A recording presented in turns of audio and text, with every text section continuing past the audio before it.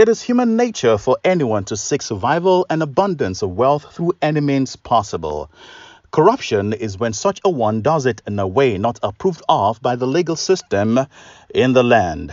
By nature, human beings are selfish and greedy. They want plenty wealth without sweat, faster means to excess wealth, instant gratification, prosperity without the price, and lazy means to surplus. It's natural. It's human nature. The law, however, is established to ensure no one does this at the expense of others or the well-being and safety of the nation. Corruption is not the fault or the problem of 200 million Nigerians, my dear friend. Corruption in Nigeria is 100% the fault of those charged with the responsibility of upholding the law that mitigates corruption. Let me explain this.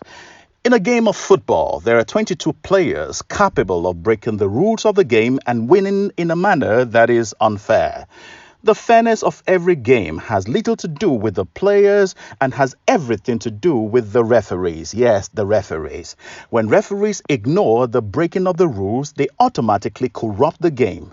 It's not the players, it is the referees. When referees permit fouls, fail to flash the yellow and red cards when necessary, permit handballs, offsides, and more than 3 substitutions for a side in a 90 minutes game, the players can't be blamed. It is, of course, the referees. The footballers want to score goals and win. And if this is how the referees intend to run the game, how is it the fault of the players? 200 million Nigerians are not guilty of corruption. They just want to pursue and score their goals in this life. If the playing field, however, permits and allows corruption, they'll naturally have no choice but to play along. 200 million Nigerians are not guilty of corruption. It is 100% the fault of our justice umpires, legal arbitrators, and the law enforcement agents. These are the referees in charge of the game of survival in the land.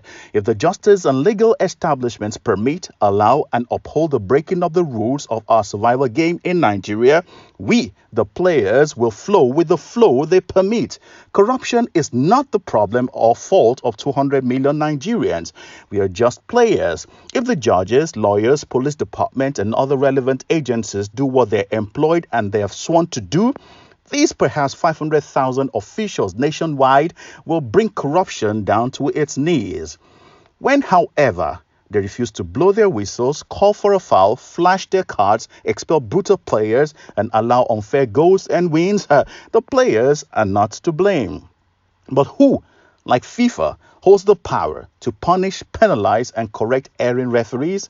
That, ladies and gentlemen, is the real seat and source of corruption in this country, not 200 million Nigerians.